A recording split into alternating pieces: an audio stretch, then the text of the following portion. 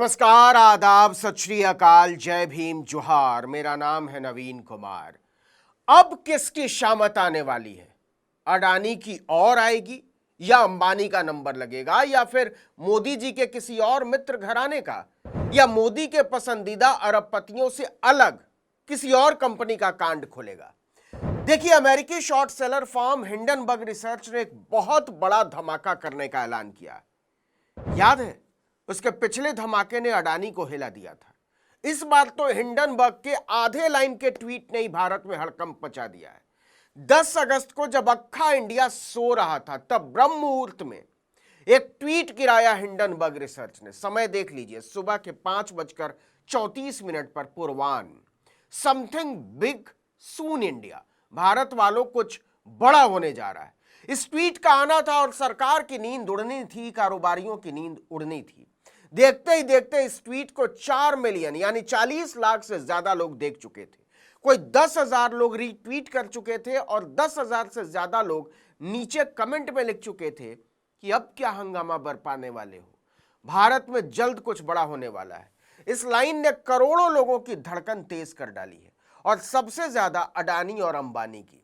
याद कीजिए, जनवरी 2023 में हिंडनबर्ग रिसर्च ने मोदी के मित्र गौतम अडानी की कंपनियों को लेकर 32,000 शब्दों की एक विशाल रिपोर्ट जारी की थी और विस्तार से बताया था कि मोदी के मित्र की कंपनी सेबी और निवेशकों की आंखों में धूल झोंककर भारी फर्जीवाड़ा कर रही है और अडानी ने जो वैल्यूएशन बनाई है वो झूठ और फरेब पर आधारित है। हिंडनबर्ग ने सीधे सीधे अडानी समूह पर शेयरों में हेरफेर और धोखाधड़ी का आरोप लगा दिया था। उसने कहा था कि अडानी ने अपने शेयरों की जो कीमतें बढ़ाई हैं वो फर्जीवाड़ा करके बढ़ाई हैं। इस रिपोर्ट ने शेयर बाजार में कत्लेआम मचा दिया था। अडानी ग्रुप के लगभग सभी शेयर औंधे मुंह जा गिरे थे और नतीजा यह हुआ था कि रिपोर्ट आने के 10 दिन के भीतर दुनिया के दूसरे सबसे अमीर अरबपति के सिंहासन पर बैठे गौतम अडानी 36वें नंबर पर जा गिरे थे। रिपोर्ट में कहा गया था कि केवल 3 साल में शेयरों की कीमतें बढ़ने से अडानी समूह के संस्थापक गौतम अडानी की संपत्ति $1 अरब से बढ़कर $120 अरब पर पहुंच गई। इस दौरान समूह की 7 कंपनियों के शेयर औसतन 819% बढ़े थे। देखिए कि 24 जनवरी को हिंडनबर्ग की रिपोर्ट आई थी और 2 फरवरी तक अडानी की दौलत में $86 अरब की गिरावट हो चुकी थी। जी हां, $86 अरब की गिरावट, जो बाद में $100 अरब तक पहुंच गई थी। इससे कुल कमाई समझने की भूल मत कीजिएगा। देशी नहीं, विदेशी निवेशकों में अडानी के शेयर बेचने की होड़ लग गई थी। कई संस्थागत निवेशकों ने अडानी में निवेश से अपने हाथ पीछे खींच लिए थे और सौदों पर आंतरिक जांच बैठा दी थी और इसका आधार बना था हिंडनबर्ग रिसर्च की रिपोर्ट। आपको याद हो तो हिंडनबर्ग ने यह खुलासा अडानी एंटरप्राइजेस के $2.5 अरब के फॉलो अप पब्लिक ऑफरिंग यानी एफपीओ आने से केवल 2 दिन पहले किया था। अडानी ग्रुप ने कई बार हिंडनबर्ग के आरोपों का खंडन किया और उसे चेतावनी दी कि वो उसे कोर्ट में घसीट लेगा, लेकिन हिंडनबर्ग एक सूत भी पीछे नहीं हटा। इस साल जून में हिंडनबर्ग रिसर्च ने एक बार फिर से कोहराम मचाया। उसने खुलासा किया कि भारतीय शेयर बाजार को नियंत्रित करने वाली नियामक संस्था सेबी ने भारतीय नियमों के उल्लंघन का आरोप लगाते हुए उसे एक नोटिस जारी किया। ऐसा इसलिए हुआ कि हिंडनबर्ग ने पहली बार अपनी रिपोर्ट में कोटक बैंक के भीतर की अंदरूनी धांधलियों की पोल खोल डाली थी। इस खुलासे की वजह से कोटक बैंक का शेयर भी अडानी की तरह रसातल में चला गया। हालत यह हो गई कि कोटक के शेयर के भाव जून के सबसे निचले स्तर पर चले गए थे। इसी के बाद सेबी ने हिंडनबर्ग को नोटिस जारी किया था। इस पर हिंडनबर्ग ने कहा था कि सेबी ने 27 जून 2024 को जो नोटिस भेजा है वो सरासर बकवास है।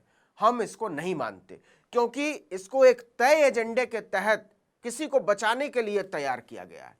इसको आगे बताएंगे किसको बचाने का इशारा किया था। हिंडनबर्ग ने उल्टा सेबी को ही लपेटते हुए कहा कि यह भारत में सबसे ताकतवर लोगों के भ्रष्टाचार और धोखाधड़ी को उजागर करने वालों को डराने की कोशिश है। अब देखिए कि सेबी के नोटिस के कुछ और तथ्य सबके सामने आ गए।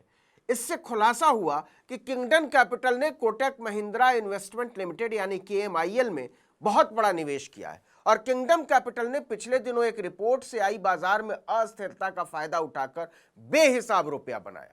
अब अडानी और कोटक का याराना देखिए। और रिश्ता देखिए अमेरिका से। हिंडनबर्ग ने लिखा कि फर्म ने रिपोर्ट सामने आने के पहले अडानी इंटरप्राइजेस लिमिटेड में शॉर्ट पोजीशन हासिल करने के लिए $43 मिलियन आवंटित करके एक खेल किया था, क्योंकि इसके बाद किंगडम कैपिटल ने इस खाते को बंद कर दिया। और जानते हैं इससे कितना फायदा कमाया? $22 मिलियन। इसी साल जुलाई में सीनियर एडवोकेट महेश जेठमलानी ने आरोप लगाया कि चीन के साथ नजदीकी रखने वाले एक अमेरिकी कारोबारी ने हिंडनबर्ग रिसर्च को एक ऐसी रिपोर्ट तैयार करने का काम दिया था, या कहिए ठेका दिया था, जिससे अडानी समूह पर बुरा असर पड़े। जेठमलानी ने दावा किया था कि किंगडम कैपिटल मैनेजमेंट एलएलसी के पीछे अमेरिकी व्यवसायी मार्क किंगडन का हाथ है और उन्होंने ही अडानी समूह पर रिपोर्ट तैयार करने के लिए हिंडनबर्ग रिसर्च को काम पर रखा था, जिससे जनवरी-फरवरी 2023 में अडानी समूह की कंपनियों के शेयरों में भारी गिरावट आई। जेठमलानी ने जुलाई में बाकायदा ट्विटर पर आरोप लगाया कि जासूस अनला चेंग और उनके पति मार्क किंगडन ने अडानी समूह की कंपनियों पर रिपोर्ट तैयार करने के लिए हिंडनबर्ग रिसर्च को काम पर रखा था। इतना ही नहीं, उन्होंने अडानी के शेयरों की शॉर्ट सेलिंग और लाखों में मुनाफा कमाने के लिए कोटक महिंद्रा इन्वेस्टमेंट लिमिटेड यानी KMIL का उपयोग करके एक ट्रेडिंग खाता खोला।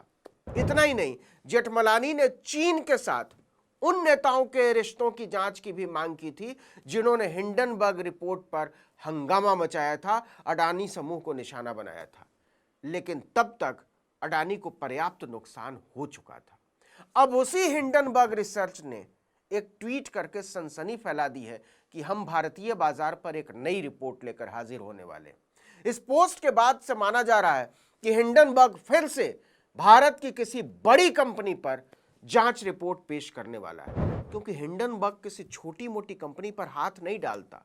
उसके ट्वीट के बाद भारत में कई लोग हैं, कई संस्थाएं हैं जो अलग अलग तरीके से उसकी भूमिका को लेकर हमलावर हो उठे हैं, लेकिन वो नहीं बताते कि अडानी समूह कोई पहला नहीं था जिस पर हिंडनबर्ग ने रिपोर्ट जारी की। इससे पहले वो अमेरिका, कनाडा और चीन की करीब 18 कंपनियों के गड़बड़झाले को लेकर अलग अलग रिपोर्टें सामने ला चुका था और ज्यादातर कंपनियां अमेरिका की ही थी जहां से हिंडनबर्ग काम करता है।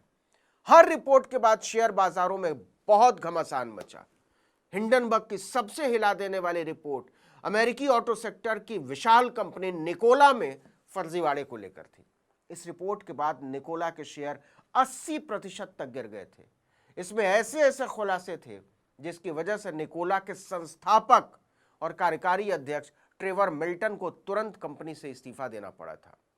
तो भारत में अब कौन सी गाज गिराने वाला है हिंडनबर्ग और क्या होने वाला है, उसके बाद अंदाजा लगाया जा रहा है। इस वीडियो में इतना ही, लेकिन अगर आपने आर्टिकल 19 इंडिया को अब तक सब्सक्राइब नहीं किया तो फौरन कर दीजिए, बेल आइकॉन दबाइए, घंटी जैसी आकृति, लाइक कीजिए और कमेंट करके बताइए हमारा वीडियो आपको कैसा लगा। हमारा ट्विटर हैंडल है article19_India और मेरा ट्विटर हैंडल नवीन जर्नलिस्ट। नमस्कार।